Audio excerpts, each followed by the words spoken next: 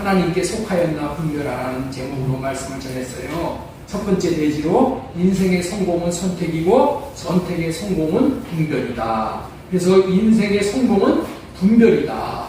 인생의 성공은 분별이다. 한번 따라서 한번 하겠습니다. 인생의 성공은 분별이다. 인생의 성공은 분별이다. 예, 두 번째로 창조 명령을 선택해 따라야 한다. 세 번째로 예수 그리스도와 결혼하여 영적 자녀를 생산해야 된다. 하나님께 속한 영인가를 분별해야 한다. 이렇게 네 가지의 대지로 긴 말씀을 전해드렸어요. 왜 이렇게 자꾸만 긴 말씀을 전해드리는가? 예, 우리는 때를 잘 알아야 돼요. 지금은 어떤 시절이냐면 씨를 뿌리는 때가 아니야. 예, 지금 뿌리는 때는 지났어. 우리나라가 지금 그런 때가 왔어요. 이제 어떤 때냐? 추수할 때야, 추수.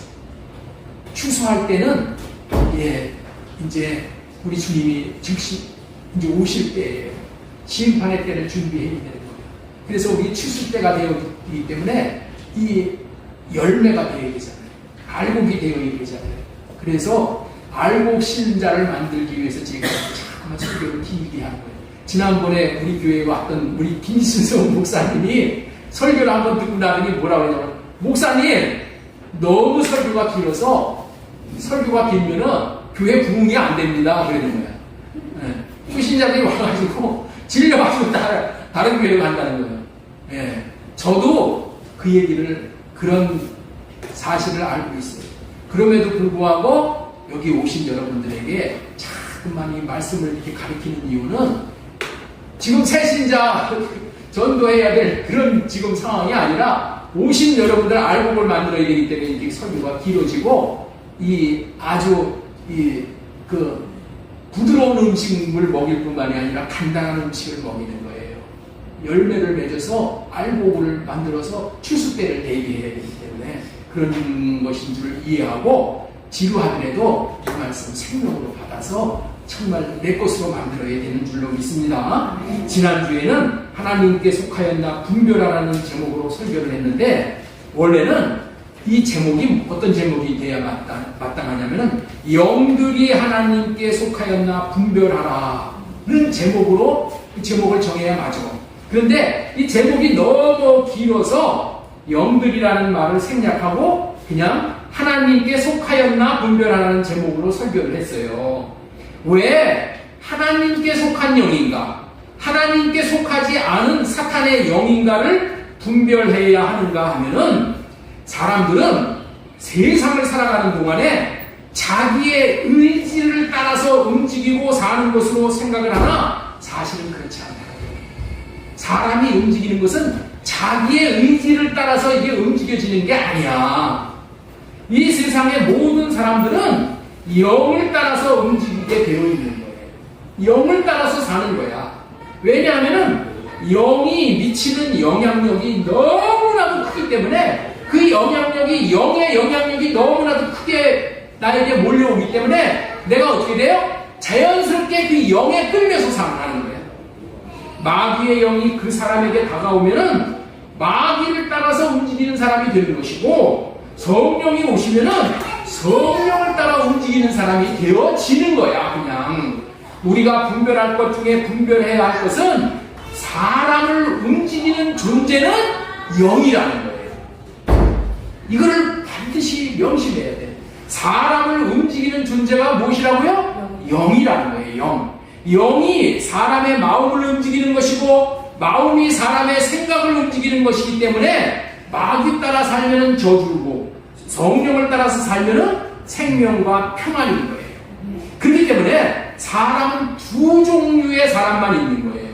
성령님의 영향하에 움직이는 사람이 있고, 마귀의 영향하에 움직이는 사람이 있는 거예요. 이 사실을 분별할 줄 알아야 하는 거예요. 사람은 더도 아니고 덜도 아니고 단지 영으로 움직이는 존재예요. 따라서 하겠습니다. 사람은 더도 아니고 덜도 아니고, 사람은 더도 아니고 덜도 아니고 단지 영으로 움직이는 존재입니다. 단지 영으로 움직이는 존재. 옛날에 제가 시골에 살 때 듣던 말인데, 도깨비 불에 홀려서 밤새도록 쫓아다니다가 밤새도록 도깨비 도깨비불에 흘린다. 여러분 도깨비불 소리 들어보신 분들 있으세요?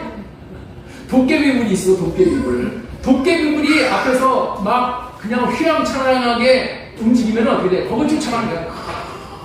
쫓아가다가 밤새도록 쫓아가다가 이제 어떻게 돼요? 구덩이를 만나면 거기 빠져서 죽는 거고, 응? 무슨 뭐 가시덤불을 만나면 거기 엎어져가지고 그냥 찢겨서 이렇게 되는 거고. 그러다가 막 쫓아가다가 도깨비불 잡으려고 막 쫓아가다가 이제 새벽이 되면은 도깨비불이 이제 날이 밝으면 떠나가고요. 그러면 어떻게 돼? 자기에게 남은 것이 하나도 없는 시간만 낭비한 거예요. 이것을 알게 되어서 허탈함을 느끼게 되듯이 우리의 인생이 마귀를 쫓아가면 남는 것은 좌절과 허탈만 남게 되고 헛되게 되는 인생이 되는 거예요. 러시아 푸틴이 지금 우크라이나와 전쟁을 하고 있습니다. 왜 전쟁을 해서 그 많은 사람을 죽이는 것입니까? 악한 영의 영향력을 받아서 그렇다는 거예요. 그 결과는 어떻게 될까요? 분명한 거야. 후회와 좌절과 허탈만 남게 되는 거예요. 악한 영의 지배를 받으면 반드시 결과는 다 같게 나오는 거예요. 어떤 사람이 대통령이 되는가요? 모든 권세는 하나님께 나온다고 하셨어요. 무슨 의미입니까? 하나님의 영이 일하시어서 왕도 세우고 대통령도 세우고 내려오게 한다는 거예요. 사무엘상 2장 6절 말씀, 여호와는 죽이기도 하시고 살리기도 하시며 수월 지옥에 내리기도 하시고 거기서 올리기도 하시는도다. 여호와는 가난하게도 하고 부하게도 하시며 낮추기도 하시고 높이기도 하시는도다. 가난한 자를 진토에서 일으키시며 빈궁한 자를 거름더기에서 올리사 귀족들과 함께 하시며 영광의 자리를 차지하게 하시는도다. 땅의 기둥들은 여호와의 것이라 여호와께서 세계를 그것들 위에 세우셨도다. 사람들 중에는 자기는 신을 믿지 않는다는 사람들이 있어요. 신을 믿지 않는다고. 그런데 그는 사실 신의 영향력 아래 지배를 당하고 신을 믿고 살면서도 그것들을 모르고 그런 말을 하는 거예요.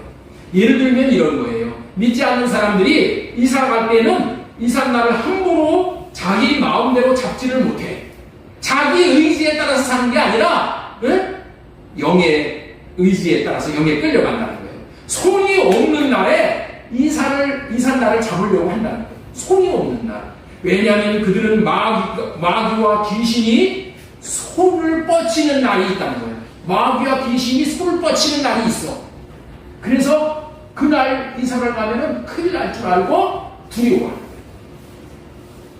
그래서 그날에 이사를 하려다가 그 마귀의 손에 걸려들면 그 화를 당할까봐 손이 나오지 않는 날, 다시 말해서 손이 없는 날에 이사를 하는 거예요.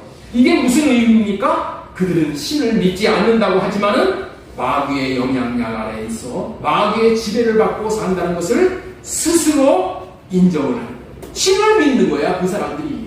신을 안 믿는 사람은 없어. 마귀의 신을, 귀신의 신을 믿거나 성령님의 신, 하나님의 신을 믿는 거예요. 그렇습니다. 우리는 어떤 날 이사를 해도 기도하면은 하나님이 도우시고 하나님의 손이 붙들어 주신다는 믿음으로 성령의 영향력 아래 평안을 누리며 사는 백성들인 거예요. 그러나 믿지 않는 사람들은 영의 영향력 아래 있으면서도 분별을 하지 못하기 때문에 인정을 하지 않지만은 그들은 악령의 지배 아래서 사는 자들입니다. 우리는 알아야 됩니다. 영이 오면 어떻게 되는가? 영이 오면 어떻게 되는가? 우리 한번 잠깐만 띄워주세요. 수도 없이 많이 전하는 말씀이에요. 영이 오면 맨 위에 보시면은 영이 온단 말이에요. 영이 오면은 지식을 가져와. 반드시 영은 지식을 주어. 지식을. 첫 번째 지식. 그 지식이 오면 어떻게 돼? 그 지식으로 말미암아서 생각과 마음이 바뀌는 거예요. 영이 오면 지식이 와. 보통 지식이 아니야. 그래서 생각과 마음이 바뀌는 거예요. 이 생각과 사람의 생각과 마음이 바뀌면 어떻게 돼요? 사람의 삶이 바뀌는 거예요. 삶이 바뀌면 어떻게 돼? 내 주변 환경이 바뀌어집니다. 그리고 어떻게 돼? 주변 환경이 바뀌어지면서 내 운명이 바뀌는 거예요. 자, 그 두 번째, 마귀의 영이 오면 어떻게 되냐? 마귀의 지식이 오는 거예요. 마귀 지식. 마귀 지식은 다 거짓말이야. 마귀 지식은 다 나에게 욕심을 주는 거야. 마귀 지식이 오고 그래서 마귀 생각과 마음으로 바뀌어버리는 거예요. 남들이 이 정상적인 사람이 보면은 뻔한 거짓말인 걸 다 알아. 그런데 마귀에 씌인 사람은 그걸 모르는 거예요. 마귀의 생각과 마음으로 바뀌어버려요. 생각과 마음이 바뀌면 어떻게 돼요? 사람의 삶이 바뀌어요. 마귀 귀신을 따라 사는 삶으로 바뀌는 거예요. 그러면 어떻게 돼요? 마귀 귀신이 좋아하는 더러운 환경으로 내 환경이 바뀌어버려요. 내 환경이 더러운 환경이 돼가지고 누구도 나와 가까이 하지 않고, 그래서 어떻게 돼요? 마귀와 같은 운명이 되는 거예요. 그러나 마지막 성령이 오면은 성령의 지식이 오는 거예요. 성령님이 우리에게 지식을 주잖아요. 이게 하나님의 지식이잖아요. 이 지식이 오는 거예요. 그래서 이 지식으로 말미암아서 우리가 분별이 돼. 분별. 그래서 이 성령의 생각과 마음으로 바뀌는 거예요. 예. 마귀 지식을 다 내려놓고 성령이 주시는 생각과 마음을 받아들이는 거예요. 생각이 바뀌어. 그러면 어떻게 돼요? 그 다음서부터는 성령을 따라서 사는 삶으로 바뀌는 거예요. 성령을 따라서 사니까 어떻게 돼요? 성령이 좋아하는 거룩한 삶을 살게 돼요. 그래서 이 거룩한 삶을 살다 보니까 어떻게 돼요? 성령님과 같은 운명, 즉 생명과 평안을 누리게 된다는 거예요. 제가 1976년도 약 50년 전에 제가 다니는 교회에 부흥 사경회를 했어요. 우리 장로교 합동 측의 총회장까지 지내셨던 정규호 목사님이 부흥 강사로 오셔서 하신 말씀 중에 이런 말씀을 하셨어요. 우리 기독교인들은 결혼을 해서 아이를 많이 낳아야 한다. 그런 말을 했어요. 믿지 않는 사람들은 사나 제한을 해가지고 그들은 자식을 못 낳는 거 그냥 내버려 두고, 믿는 사람들은 아이를 많이 낳아서 우리나라를 기독교 국가로 만들자라고 강조했어요. 우리 하나님의 백성들은 자식을 많이 낳으면 어떻게 돼? 믿지 않는 사람들은 계속 사나 제한을 하니까 자녀로 줄어들어버려. 없어져버려. 계속 우리가 많은 자녀를 낳으면은 우리나라는 자연적으로 기독교 국가가 되기 때문에 그런 나라를 만들자고 강조했어요. 요즘은 아이를 많이 낳아야 한다고 우리가 지금 입을 모으고 있잖아요. 그때는 아이를 둘만 낳아 잘 키우자고 하던 시절이었었어요.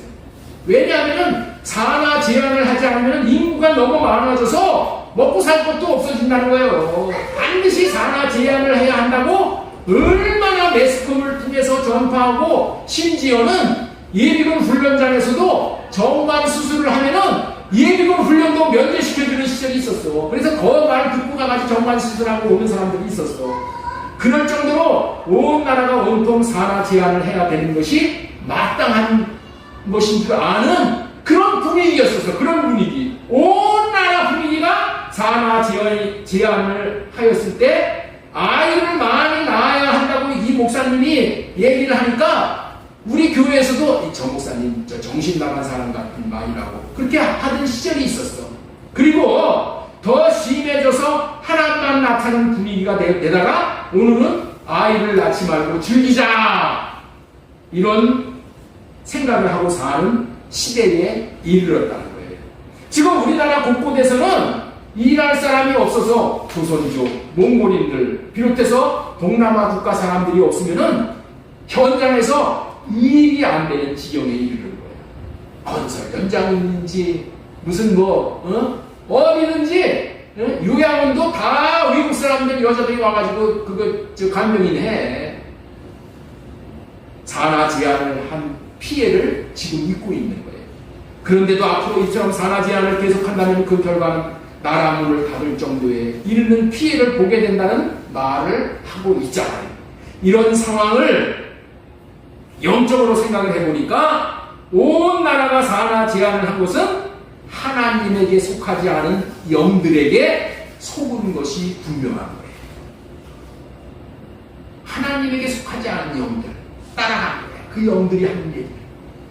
그러니 하나님의 말씀인 생육하고 번성하여 충만하라는 말씀을 거부하는 백성들을 향하여 하나님의 영을 따라서 말씀을 전한 그 정규호 목사님의 말씀은 성령님의 분별을 받고 말한 하나님에게 속한 말씀을 했다는 것이 지금 시점에서는 더욱더 분명해지고 확실해집니다. 그 목사님은 벌써 50년 전에 사나 제한이 생육하고 번성하고 충만하라고 하신 하나님의 말씀을 거역하게 하는 악한 영의 미혹이라는 것을 분별해서 담대하게 선포를 하신 거예요. 그렇기 때문에 우리는 악한 영이 하는 일을 분별하여 그런 악한 영이 시키는 일을 선택하면 자신도 실패하고 가정도 실패하고 나라도 실패할 수밖에 없게 되는 거예요. 그리고 산하 제한을 하자는 것은 육체로 태어남으로 말미암아 예수 그리스도의 신부되는 영광스러운 일들을 차단하고자 하는 하나님에게 속하지 않는 마귀의 괴계가 숨어 있는 거예요. 지금이라도 빨리 악한 영의 괴계를 분별하고 모든 정령기에 들어선 남녀들은 결혼을 하고 육신의 자녀를 많이 낳아 번성하여 이 땅에 충만하게 해서 예수 그리스도의 신부로 세워야 하는 거예요. 그리고 육체로 오신 것을 시인하는 영이 하나님께 속한 영이라고 말씀을 전해드렸죠.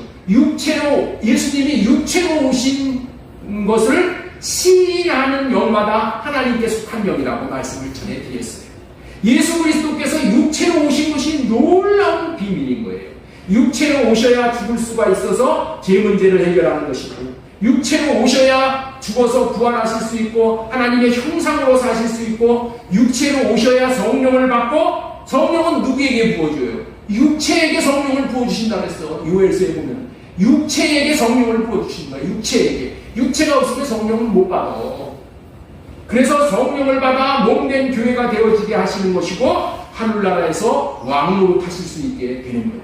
우리들도 육체로 옴으로 이런 복이 임하는 거예요. 우리에게도 마침내는 하늘나라에서 영원히 이제 우리는 분봉왕이 되어져서 왕으로 타게 하는 거예요. 이거 다 뭐야? 육체로 태어난 것이 이렇게 놀라운 비밀인 거예요. 이 진리를 분별할 수만 있다면 자기가 이 땅에 육체를 입고 태어난 것이 얼마나 축복을 받았는지를 알게 되는 거예요. 자식들 중에 미성숙한 자식은 자기 부모를 보고 부모님이 자기의 기대만큼 못해 주었다고 여기면서 그러려면은 왜 나를 낳아주었냐고 부모들에게 따지는 부모가 있어. 왜 나를 낳아주었냐고. 부모 구실도 못하는데. 이런 말을 하는 미성숙한 자녀들이 있다는 거예요. 그들은 꼭 알아야 할 것이 뭐냐. 부모님이 나를 육체로 낳아주신 것만도 도저히 갚을 수 없는 만극한 은혜를 베풀어 주신 거예요. 그거 하나만 해도, 나를 이 땅에다 육체로 낳아주신 것만 해더라도 나는 감사하며 매일 부모님을 업고 다니면서 은혜를 갚아도 다 갚을 수가 없는 은혜를 받은 거예요. 이거를 알아야 돼요. 이거를 모르니까 자식들이 부모에게 거역을 합니다. 나를 육체로 낳아주었다는 비밀을 모르기 때문에 부모에게 효도를 못합니다. 그런데 이 모든 것을 모르는 것은 마귀의 영의 눈이 덮여 분별할 수가 없기 때문인 거예요. 창조 명령을 선택해서 살지 못함으로 그 인생이 성공하지 못하는 것은 창조 명령이 얼마나 놀라운 복인 것을 분별할 수가 없기 때문인 거예요. 하나님이 인간을 창조하시고 복을 주시며 우리 생육하고 번성하여 땅에 충만하라, 땅을 정복하라, 다스리라고 하신 거예요. 하나님이 그들에게 복을 주시며 우리 창세기 1장 28절 좀 봐주세요. 하나님이 그들에게 복을 주시며 하나님이 그들에게 이르시되 생육하고 번성하여 땅에 충만하라. 이제 낳았으면 어떻게 돼요? 이제 번성해야 돼. 그래서 땅에 충만해서 땅을 정복할 수가 있어야 되는 거예요. 땅, 바다의 물고기와 하늘의 새와 땅에 움직이는 모든 생물을 다스리는 거예요.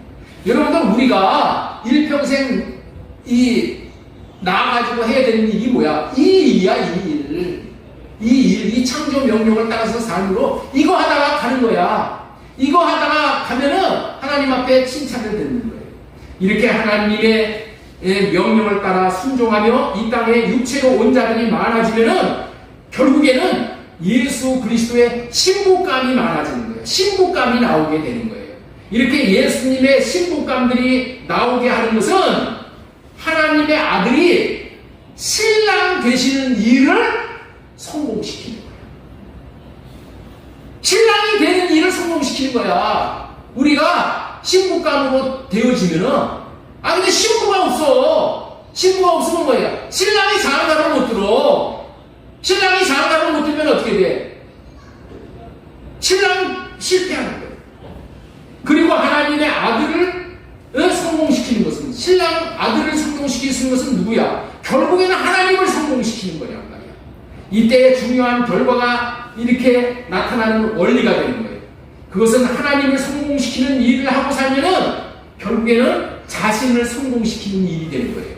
다시 말해서 하나님을 성공시키는 일을 하면 하나님께서는 자신을 성공시키는 일을 해주십니다. 내가 하나님을 성공시키는 일을 해. 하나님의 아들 예수 그리스도가 신랑으로 성공되는 일을 하면은 내가 어떻게 돼요? 내가 예수 그리스도의 신부가 돼서 내가 신랑의 신부가 되는 거예요. 그러니 내가 성공하는 거예요. 내가 최고로 성공하는 게 뭐예요? 하나님의 아들 예수 그리스도의 신부가 되는 것이 최고로 성공하는 거예요.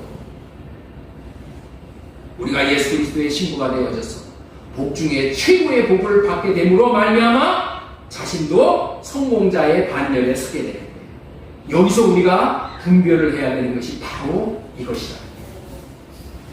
우리는 그래서 오늘 이런 말씀을 전해드리고 싶어요. 우리가 하나님을 성공시키는 일을 하면은 하나님이 우리를 성공시키는 일을 해주신다는 것을 분별하고 살아야 돼요. 하나님을 성공시키는 일을 띄워주세요. 띄워주시고. 우리가 하나님을 성공시키는 일을 하면은 하나님이 우리를 성공시키는 일을 해주심을 분별하고 살아야 돼요. 이거를 분별하고 살아야 돼요. 우리가 하나님을 위하면은 하나님이 우리를 위하신다는 거예요. 우리 잠언 8장 17절 말씀 보겠습니다. 나를 사랑하는 자들이 나의 사랑을 이루리. 나를 간절히 찾는 자가 나를 만날 것이다. 하나님을 사랑하는 자, 하나님을 성공시키는 자, 하나님이 우리를 성공시켜 주는 거예요. 그래서 마귀는 이처럼 하나님을 위한 일을 못하게 하는 거예요. 마귀는 하나님을 성공시키는 일을 못하게 하는 거야. 이것만 해. 왜냐하면 하나님의 일을 하면은, 하나님을 섬기는 일을 하면은, 성공시키는 일을 하면은 하나님이 그 성공시키는 일을 한 자를 복을 주시게, 복을 주셔. 그래서 잘 돼. 그러면 마귀는 어떻게 돼?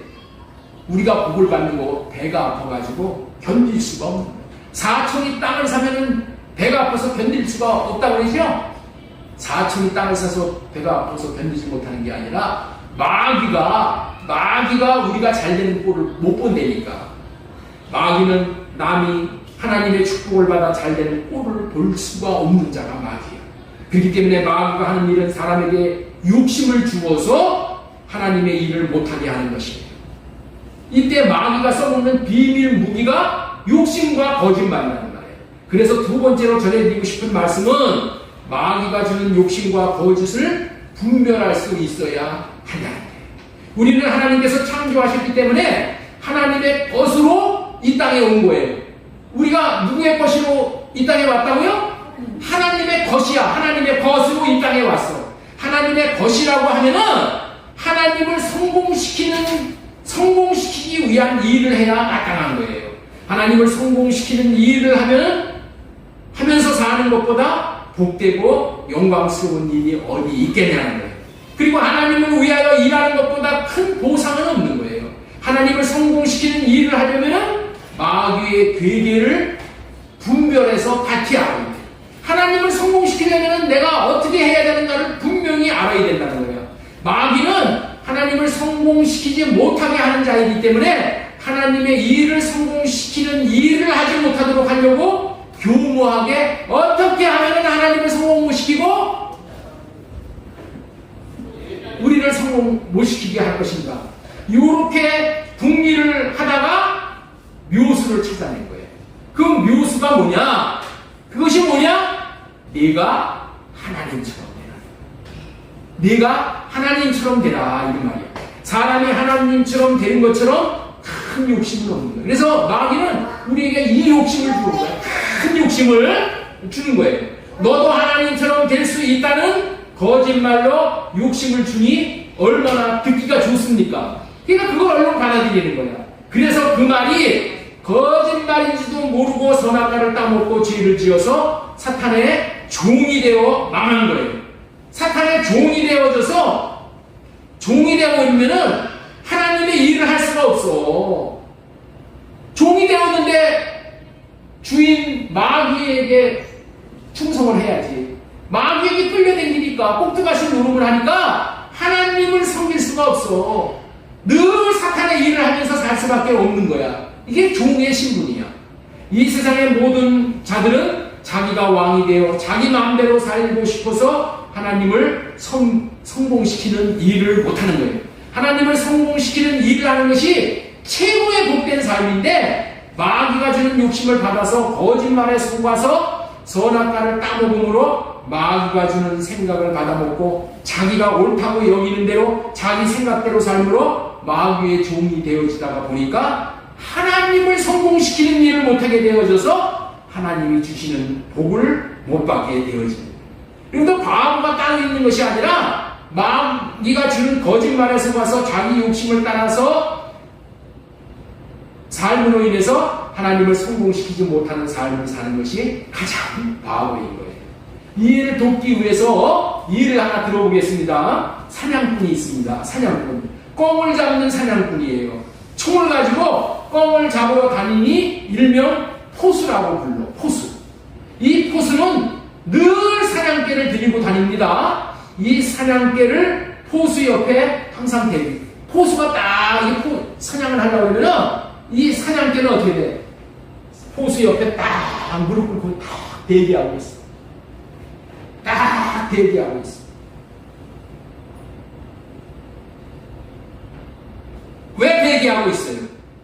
사냥꾼이 꿩이 날아다니는 꿩을 총을 쏴가지고 꿩을 떨어뜨리면 어떻게 돼? 이 사냥개가 얼른 가가지고 꿩을 물고 가지고 오는 거예요. 그래가지고 주인에게 꿩을 주는 거예요. 이거 하려고 사냥개는 딱 대기하고 있는 거예요. 응? 그러면 어떻게 돼? 포수가 가만히 있질 않아. 소고기, 맛있는 고기를 포수가 사냥꾼에게 주는 거예요. 그러면 사냥개는 그거 막 받아먹고 아주 만족이지요. 그런데 만약에 사냥꾼이 똥개를 데리고 사냥을 나가면은 똥개는 포수 옆에 앉아있지를 못해. 어떻게 해요? 똥개는 바빠. 여기 주워 다니고 저기 주워 다니고 뭐 하려고? 똥 주워 먹으려고. 똥 주워 먹으려고 바빠. 똥 주워 먹으려고 바쁘면 어떻게 돼? 사냥꾼이 꽁을 향해서 총을 쏴가지고 꽁을 떨어뜨렸더라도 꽁을 주워오지를 못해. 예? 주워오지 못하면 어떻게 돼? 다른 짐승들이 와가지고 꽁을 집어가지고 가서 저희들이 먹어버리는 거야. 그러면 어떻게 돼요? 사냥꾼이 실패를 하는 거야. 누가 사냥꾼을 성공시키는 거예요? 사냥개가. 똥개가 아니라. 똥개는 왜 그렇다고요? 씨 먹을 생각만 하는 거야. 쥐 먹을 생각을 쫓아다니는 거야. 쥐 먹을 생각만 쫓아다니는 거야. 이런 자는 호수를 성공시키지 못하고 실패하게 되어지는 거예요. 많은 교훈을 주는 이야기예요. 우리가 마귀가 주는 거짓말을 듣고 마귀가 주는 욕심에 빠지면 하나님을 성공시키는 일을 하지 못할 뿐만이 아니라 죄를 짓게 되어 마귀의 종이 되어 버립니다. 이렇게 되어지는 것이 법이야. 법. 이렇게 되어지는 법을 성경에서는 뭐라고 부르냐? 죄와 사망의 법이라고 부르는 거예요. 로마서 8장 2절 말씀 우리 같이 읽겠습니다. 시작. 그리스도 예수 안에 있는 생명의 성령의 법이 죄와 사망의 법에서 너를 해하였습니다. 죄와 사망의 법이란 마귀가 거짓말로 욕심을 주어서 죄를 짓게 해서 사망을 당하게 하는 법이야. 법이란 공식과도 같은 것이므로 마귀가 욕심을 주면은 반드시 죄를 지어 사망 당하게 된다는 거예요. 그렇기 때문에 성령으로 말미암아 주시는 성령의 생명의 법과 마귀가로 말미암아 주는 죄와 사망의 법을 분별하여 우리는 생명의 성령의 법을 택하여 살아야 하는 거예요. 이때 생명의 성령의 법은 성령으로 말미암아 하나님의 생명으로 사는 법이야. 이 생명의 법을로 살 수 있는 분은 이 세상에 아무도 없어. 누구만이 사는 거예요? 하나님만이 이 생명의 법으로 사실 수가 있는 거예요. 여기서 우리가 먼저 알아야 될 것은 생명의 법을 하나님만 살 수 있다는 것을 우리는 꼭 믿어야 돼. 하나님의 생명으로 사는 법이야. 하나님의 생명으로.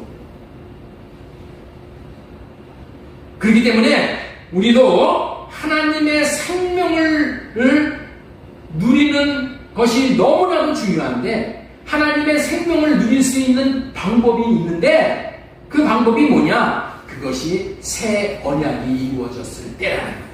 그래서 오늘 전하고자 하는 말씀은 새 언약을 분별하여 하나님의 생명을 나타내고 사는 뜻으로 살라는 뜻으로 말씀을 전하고자 하는 거예요. 그래서 세 번째, 새 언약의 입구는 하나님의 생명을 나타내므로 하나님을 성공시키게 한다는 말씀을 전하고자 하는 거예요. 새 언약의 입구는 누구를 성공시키는 거라고요? 하나님의 생명을 나타내므로 하나님을 성공시키게 된다는 거예요. 하나님께서 우리를 하나님의 형상으로 창조하셨어요. 창조하신 이유를 딱 한마디로 표현을 한다면은 하나님을 성공시키는 일을 하라고 창조하신 거예요. 성공시키는 일이 무엇입니까? 하나님을 나타내게 하는 거예요. 하나님을 나타냄으로 그 여의 삶으로 인해서 하나님이 성공을 하시는 거예요.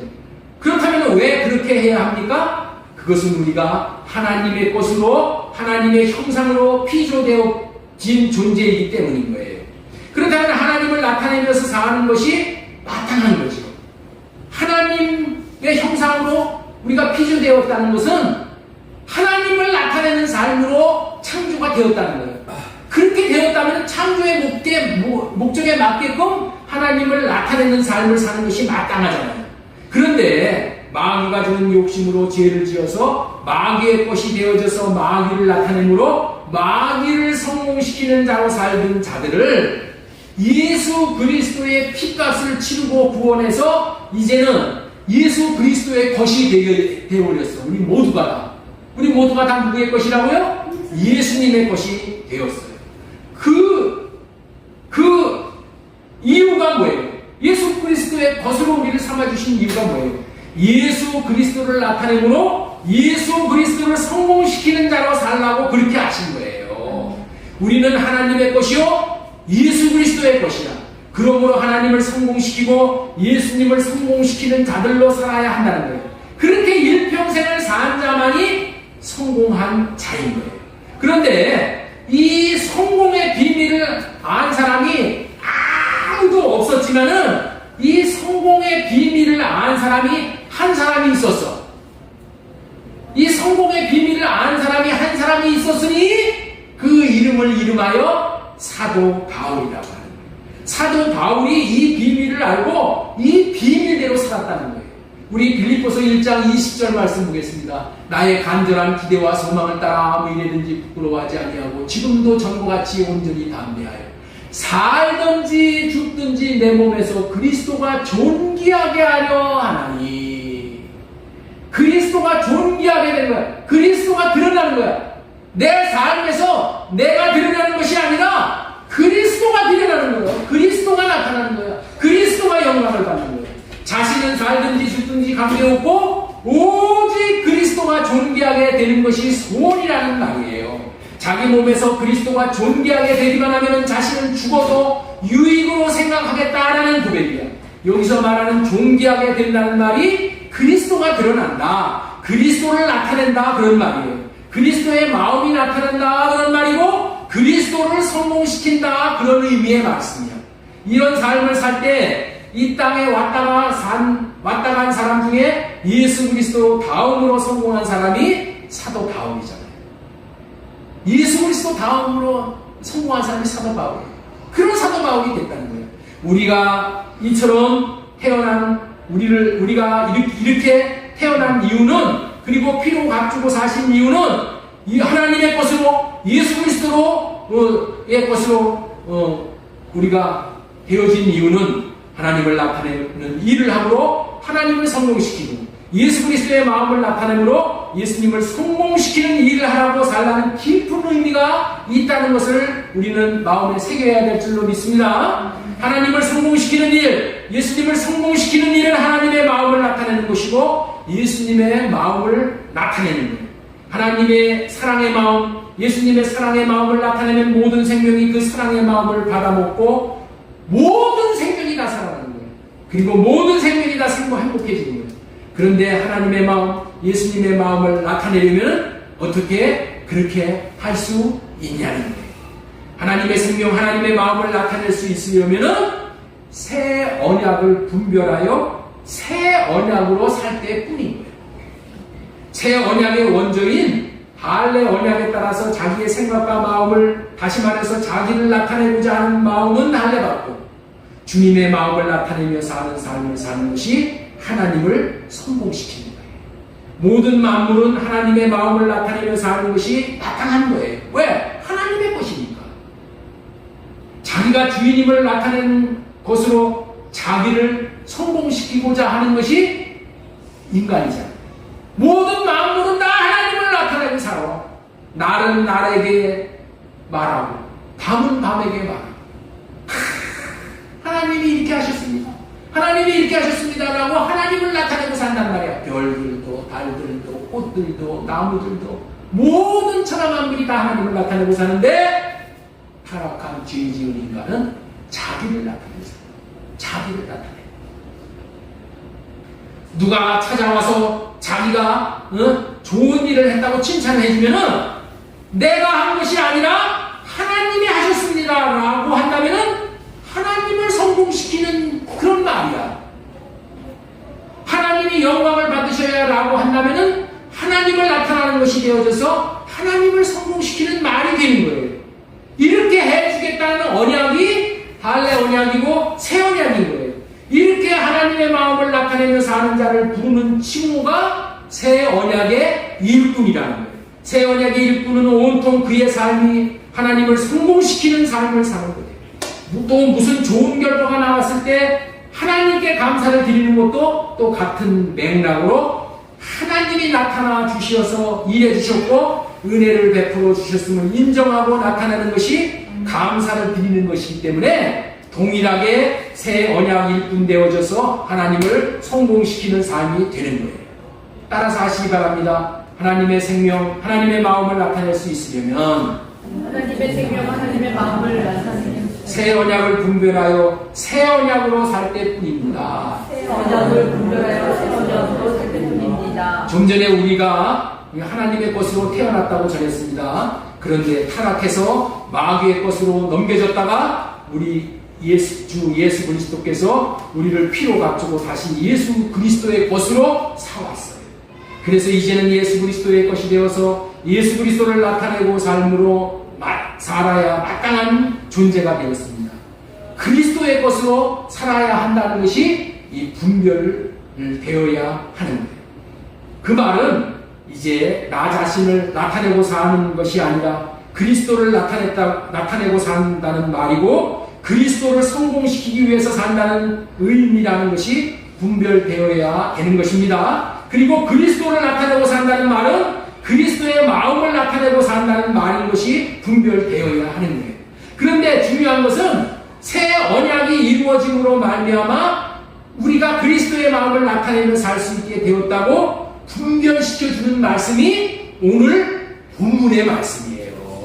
자, 우리 고린도후서 3장 3절 말씀 보겠습니다. 너희는 우리로 말미암아 나타난 그리스도의 편지니 이는 몸으로 쓴 것이 아니오 오직 살아계신 하나님의 영으로 쓴 것이요 또 돌판에 쓴 것이 아니오 오직 육의 마음판에 쓴 것이다. 그렇습니다. 새 언약의 백성들은 뭐라고요? 그리스도의 편지야. 편지가 무엇입니까? 편지란 글 쓰는 사람의 마음이 담겨져서 그 사람의 마음이 편지에 나타나잖아요. 그게 편지잖아, 편지. 저와 여러분들은 그리스도의 편지이기 때문에 그리스도의 마음을 나타내고 사는 자인 거예요. 우리의 정체성이 뭐라고요? 너희는 그리스도의 편지. 이게 우리의 정체성이에요. 나의 나됨은 뭐라고요? 내가 그리스도의 편지라는 것을 아는 거야. 자, 옆에 있는 분에게 우리 축복하시기 바랍니다. 당신은 그리스도의 편지입니다. 그리스도의 편지는 뭐예요? 그리스도의 마음을 나타내고 사는 자예요. 그리스도의 마음을 나타내고 사는 자예요. 이거를 알아야 돼요. 네? 우리는 뭐라고요? 그리스도의 편지야. 내가 누구라고 하면 당신 누굽니까? 그러면 나 그리스도의 편지야. 여러분들 우리가 이렇게 사업을 할 때 보면 서로 명함을 주고받아. 명함을 주고받아. 아, 나는 이런 일 하는 사람입니다 하고 명함을 주고받아. 우리는 그런 명함으로 만족하면 안 돼. 어떤 사람은 뭐 사장 됐다고, 뭐 어떤 사람은 대기업 무슨 뭐 대표이사라고.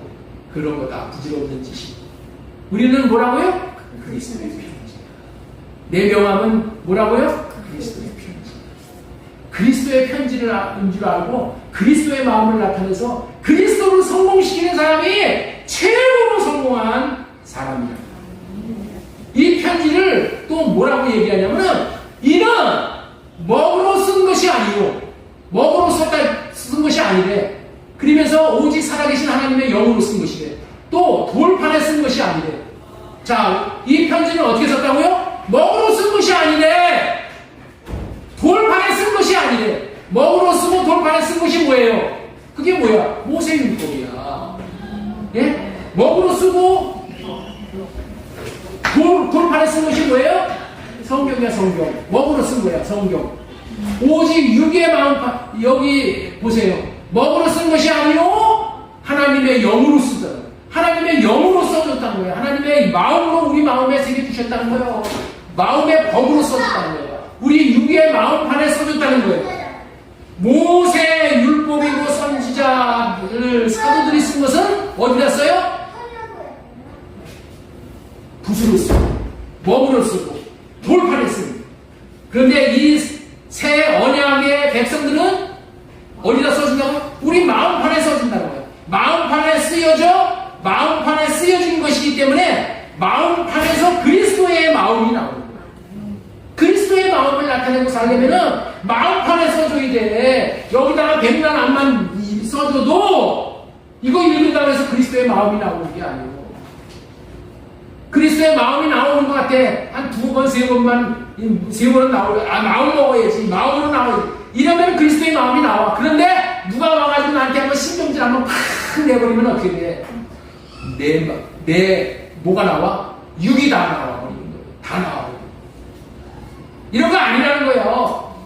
편지는, 그리스도의 편지는 그런 게 아니야. 네? 어떤 경우에도 그리스도의 마음만 나타내고 사는 거예요. 그리스도의 마음만. 어떻게 해서 그리스도의 마음만 나타낼 수 있어요? 내 마음판에 육의 마음판에 써줬기 때문에 그래. 법을 써줬어. 주님의 마음을 써줬어. 그래서 주님의 마음이 나오는 거예요. 어떤 경우에도. 참으로 내 옆구리를 찔러도 예수님은 저 죽이는 걸 이러지 않았어. 주님, 아버지 하나님, 저들이 알지 못해서 저럽니다. 저들이 알지 못해서 저럽니다. 저들의 죄를 용서하여 주시옵소서. 새 언약의 일꾼은 그리스도의 마음을 나타내는 것이기 때문에 그리스도의 마음을 나타내 그리스도를 성공시키는 일을 하는 거예요. 자기의 일을 하는 사람은 자기의 생각과 자기의 마음을 나타내므로 자기를 성공시키려고 하는 것이지만은 새 언약의 일꾼은 새 언약의 중보자 대신 그리스도의 마음을 나타내고 사는 사람이기 때문에 그리스도를 존귀케 하려는 사람이고 그리스도를 성공시키고자 하는 사람인 거예요. 이런 의미를 한마디로 표현한 말이 뭐라고요? 그리스도의 편지다. 너희는 그리스도의 편지다 라고 하는 거예요. 오늘 본문의 중심은 새 언약입니다. 그런데 새 언약이 무엇인지를 더욱 분명하게 가르치기 위해 율법이 무엇인지를 먼저 설명을 하고 있어요. 율법이 무엇인가?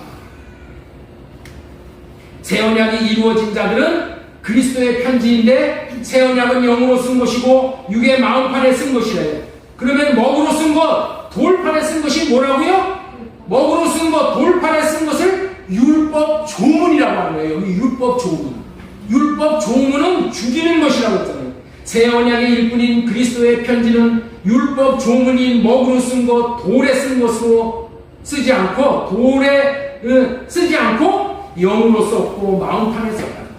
그러면서 율법 기능과 새 언약의 기능을 말하고 있어요. 율법 조문은 죽이는 것이고 편지는 영으로 하는 것이기 때문에 살리는 것이다. 그래서 분별시켜줍니다. 자, 고린도후서 3장 6절 말씀 보겠습니다. 3장 6절.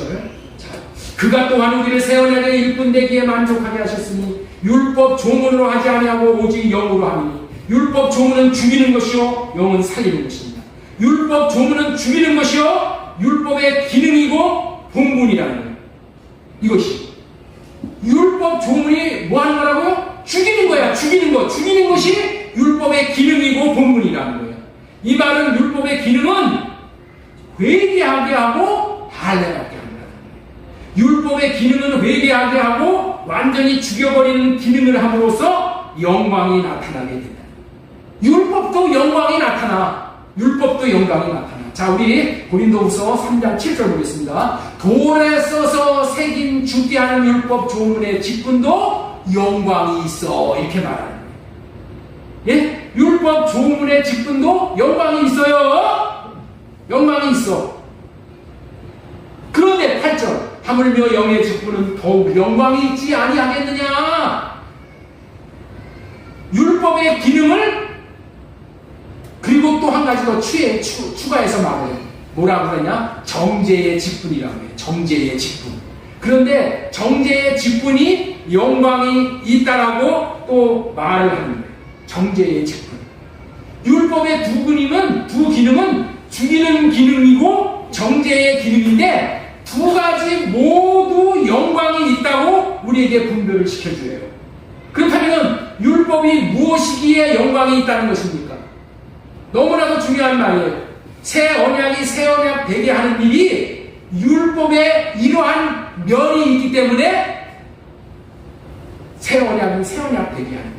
자, 우리 고린도후서 3장 9절 말씀 보겠습니다. 정죄의 직분도 영광이 있은즉 의의 직분은 영광이 더욱 넘칩니다. 자, 정죄의 직분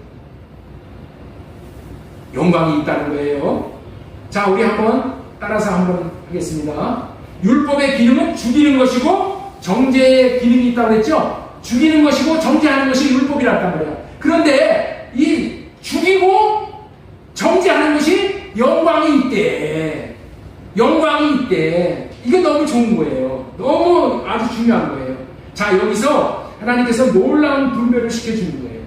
이 참 들으면 여러분들 일평생에 걸쳐서 유익이 됩니다. 그 분별을 잠시 전해드리고자 합니다. 이것이 분별이 되어야 되기 때문에 이 안목사가 여러분들에게 율법을 말씀을 전해주면서 분별을 시켜줘. 응? 분별을 시켜줘요. 뭐를 분별을 시켜주냐? 선과 악을 분별시켜주는 거예요. 네? 선과 악. 이렇게 하면 잘하는 것이고 저렇게 하는 것은 잘못된 것입니다. 이렇게 하지 말고 저렇게 하지 말고 이렇게 하십시오. 이렇게 자꾸만 분별을 시켜줘.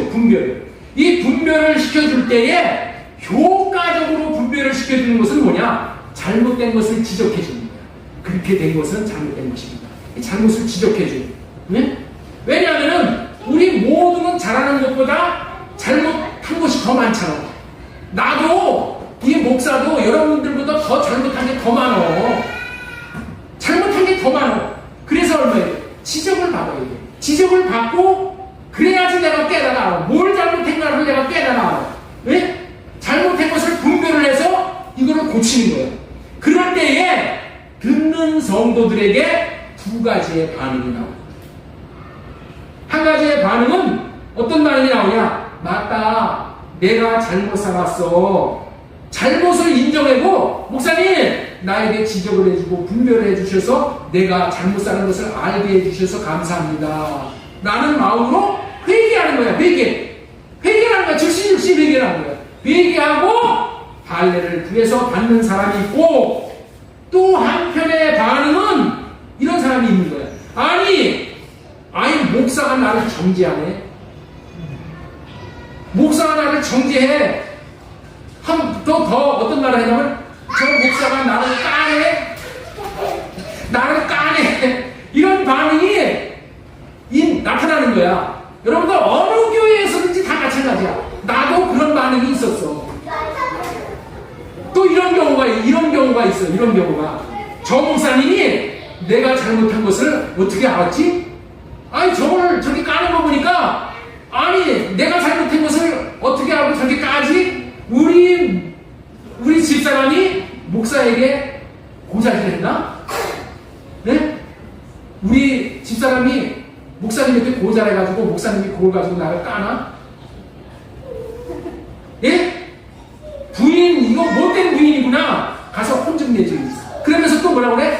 아니 목사가 나를 까는 거 보니까 아니 잘잘못도 제대로 알지 못하고 목사가 우리 아내 말을 듣고 귀가 가벼워가지고 그 얘기를 뒷말인 줄 알고 나를 까네.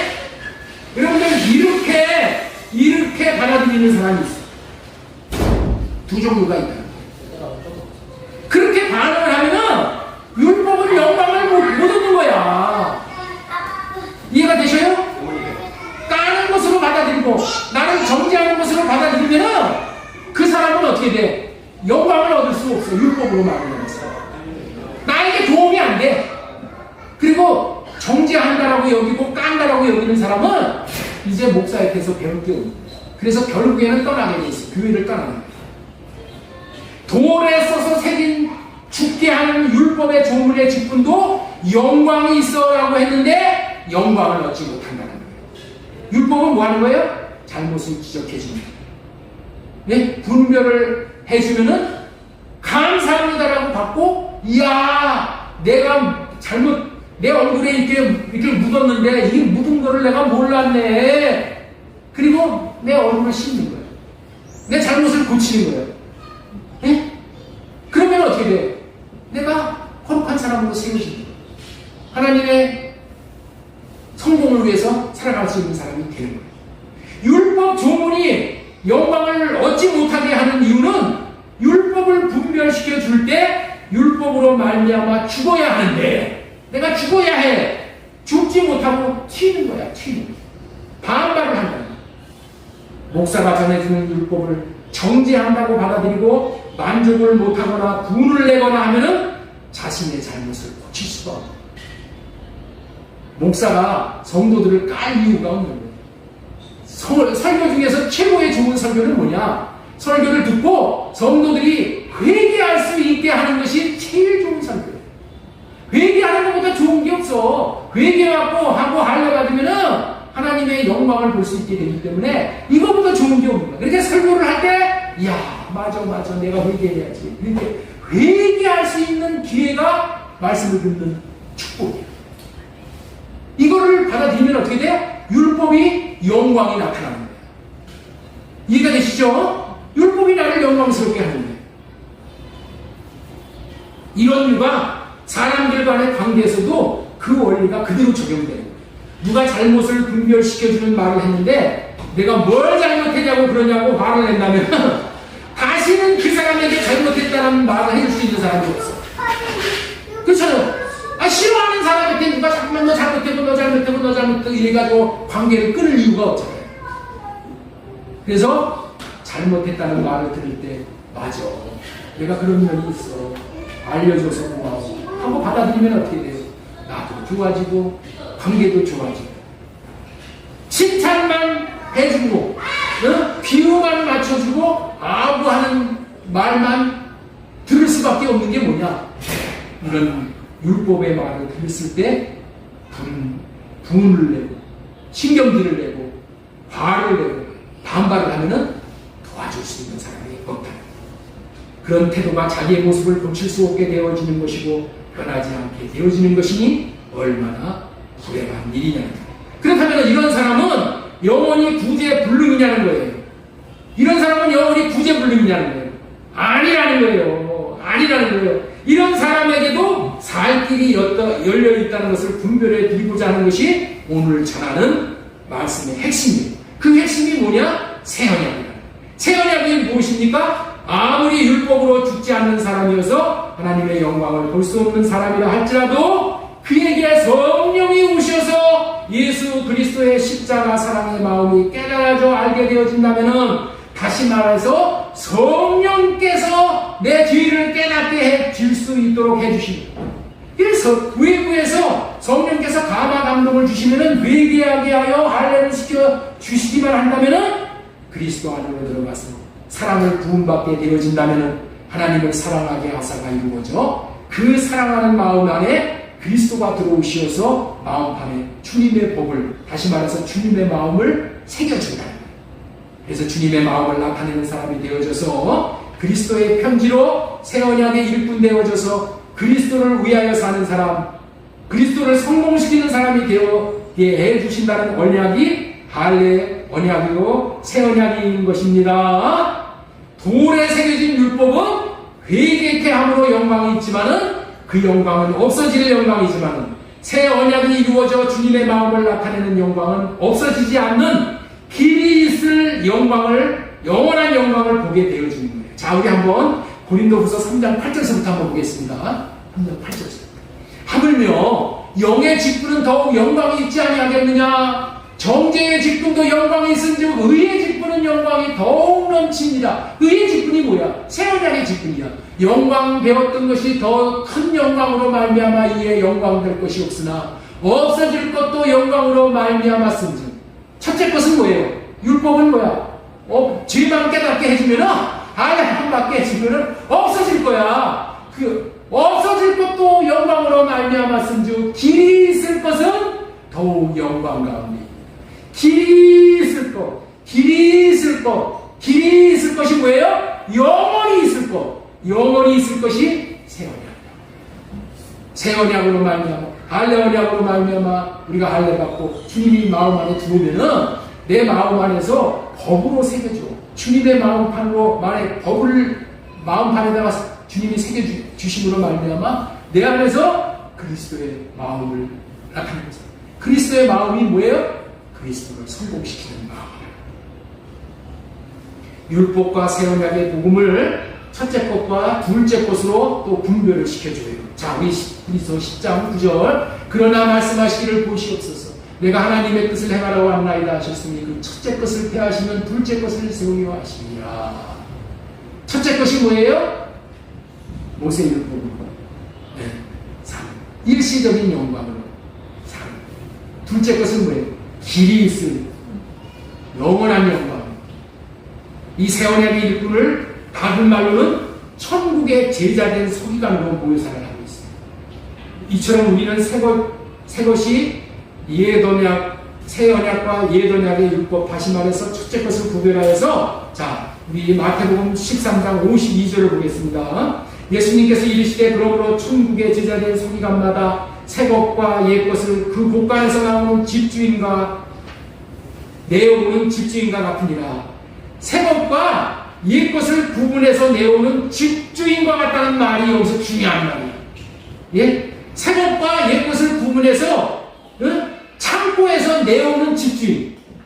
집주인이 곳간, 창고에 새 것과 헛것, 새 것과 옛 것을 구분해야 못해요. 여러분들 연장을 사와, 연장을 사다가 창고에다가 집어넣었어. 연장에다 창고에다가 집어넣는데 연장이 새 것인지 옛 쓰던 것인지 집주인이 구별을 해요, 못해요? 구별하죠? 무슨 말인지 못 알아듣으세요? 시골에서 농사짓는 농부가 창고에다가 연장을 집어넣잖아. 연장을 집어넣으면은 새 연장과 옛 건연장 있잖아. 그 구분해, 못해. 구분하는 거야, 구분해. 그래서 연장을 달라고 하면은 새 연장을 써야 될 사람은 새 연장을 주고, 은 연장을 써도 될 사람은 은 연장을 주잖아요. 새 것과 옛 것, 이 구별을 한단 말이야. 누가 구별을 해? 천국의 제자된 서기관. 천국의 제자된 서기관은 새 언약의 일꾼들이야. 천국의 제자된 서기관들은 이거를 구분해가지고 누구하고 말을 할 때 옛 것과 새 것을 구분해서 내놓는다. 이해가 되셔요? 옛 것은 할례받고 내놓지 말고 새 것은 내주고 예수님의 마음을 내주고 내 육신의 생각과 마음은 어떻게 된다? 옛 것 할례받고 버리고 새 것 주님의 마음만 내놓는.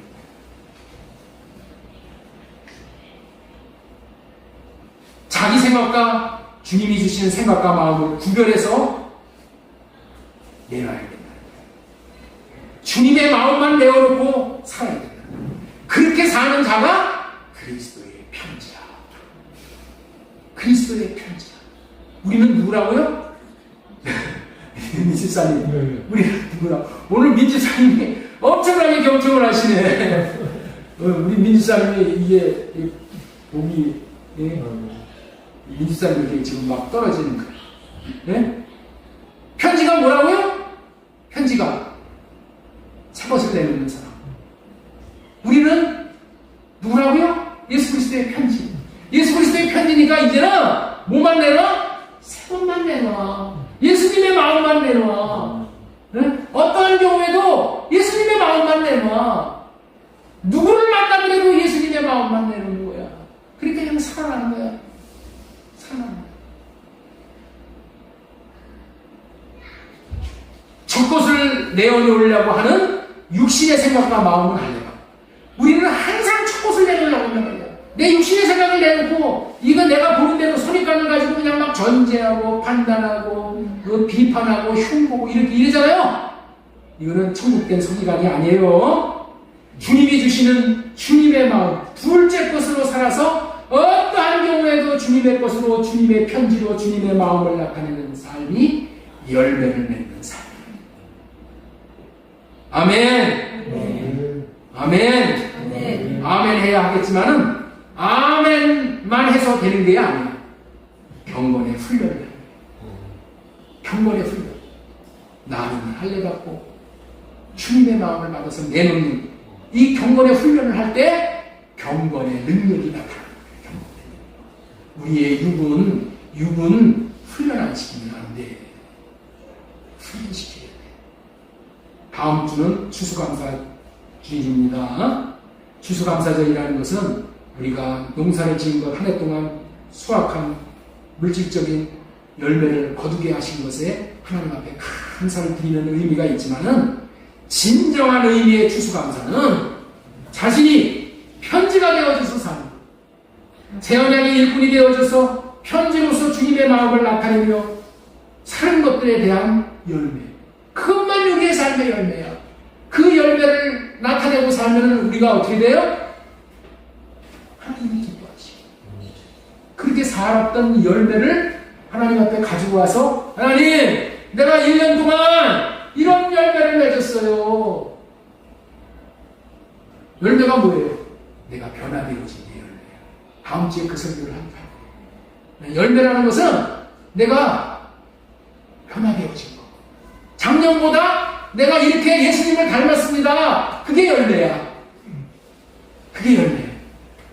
그러니까 여러분들이 집에 가서 이 물어보시오.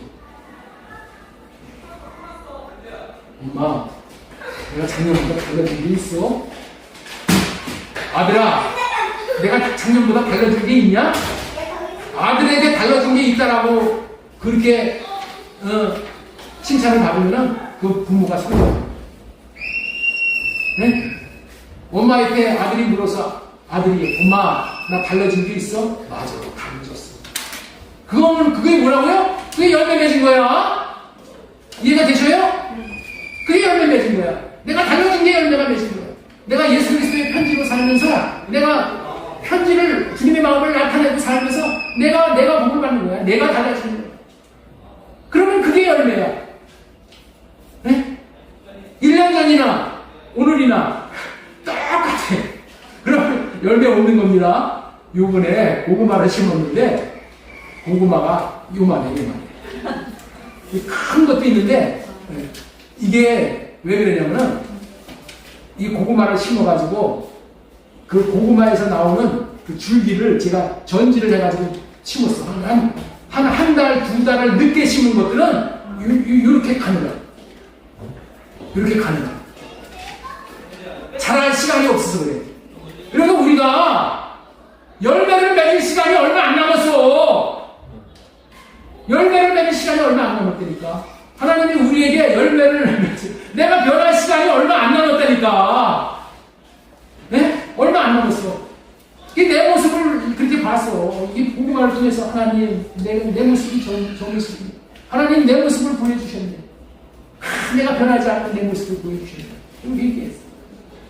네? 우리 얼마 안 남았어. 네? 주님 앞에 생각이 얼마 안 남았어. 뭘 가지고 가야 돼? 추수감사. 열매. 내가 달라진 이게 내가 달라진 게 열매입니다. 예, 편지로 살아. 편지로 살아가면서 다른 사람도 살리고 나도 살리고 꼭 우리가 이런 열매를 한 주간 동안 살아서 우리 주님 앞에 추수감사 열매를 드릴 수 있는 한 주간 되어지기를 예수님의 이름으로 소망드리고 축원합니다.